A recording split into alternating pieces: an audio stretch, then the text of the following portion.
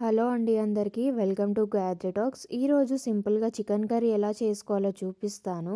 నేనైతే ఫస్ట్ చికెన్ని బాగా క్లీన్ చేసుకున్నాను. చికెన్ బాగా క్లీన్ అవ్వాలంటే మనం కొంచెం పసుపు మరియు కొంచెం ఉప్పేసి బాగా చికెన్కి పట్టించి ఆ తర్వాత నార్మల్ వాటర్ తోటి 4 to 5 టైమ్స్ వాష్ చేసుకుంటే మనకి చికెన్ అనేది మంచిగా ఫ్రెష్గా క్లీన్ అవుతుంది. నీచు వాసన కూడా రాదు పసుపు వల్ల. ఇప్పుడైతే మనం ఒక కడాయి తీసుకొని ఆ కడాయిలో 2 టేబుల్ స్పూన్స్ ఆఫ్ ఆయిల్ వేసి నేను వీడియోలో చూపించే స్పైసెస్ని అయితే వేసుకోవాలండి. నేను ఎక్కువ స్పైసెస్ కూడా వాడనండి, హెల్త్కి అంత మంచిది కాదని కొంచెం లిమిటెడ్గా తీసుకుంటాను.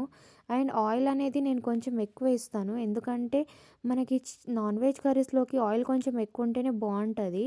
ఇక్కడ నేను ఒక చిన్న అనాస పువ్వు అండ్ సాజీరా, దాల్చిన చెక్క, 2 యాలకులు, 2 లవంగాలు తీసుకున్నాను.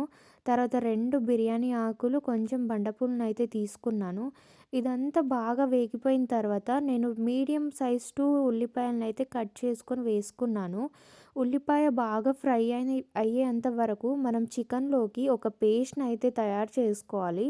ఆ పేస్ట్ కూడా చాలా సింపుల్ ఉంటుందండి. ఆ పేస్ట్‌కి కావాల్సినవి నేను మీకు చూపిస్తాను. ఫస్ట్ అయితే మనము అల్లం వెల్లుల్లిని ఫ్రెష్‌గా తీసుకోవాలి. నాన్ వెజ్ కర్రీస్‌లో ఫ్రెష్‌గా ఉంటేనే బావుంటది.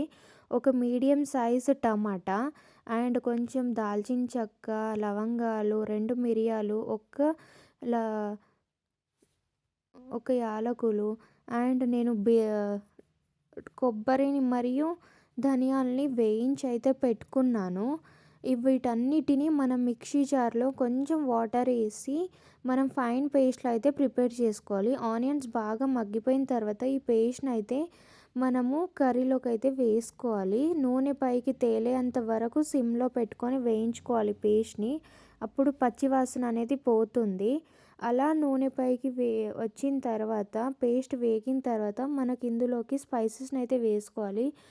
పసుపు 1 టేబుల్ స్పూన్, కారం మనకు రుచికి తగినంత అండ్ ఉప్పు కారానికి తగినంత వేసుకోవాలి. మీ టేస్ట్ లెవెల్ని బట్టి మీరైతే స్పైసెస్ని యాడ్ చేసుకోండి.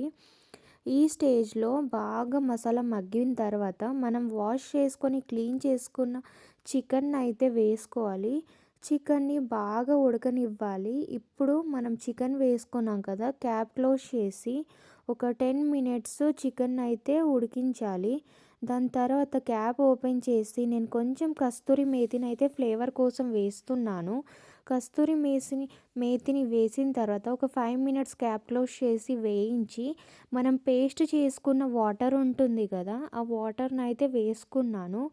ఆ వాటర్ వేసుకొని ఒక 10 మినిట్స్ కుక్ చేసుకోవాలి. లాస్ట్కి మనం ఎవరెస్ట్ వారి చికెన్ మసాలాను అయితే వేసుకోవాలి మన గ్రేవీ కన్సిస్టెన్సీని బట్టి. దాని తర్వాత స్టవ్ అయితే ఆఫ్ చేసుకోవాలి. ఇదేనండి సింపుల్ రెసిపీ. వీడియో నచ్చితే సబ్స్క్రైబ్ చేసుకోండి.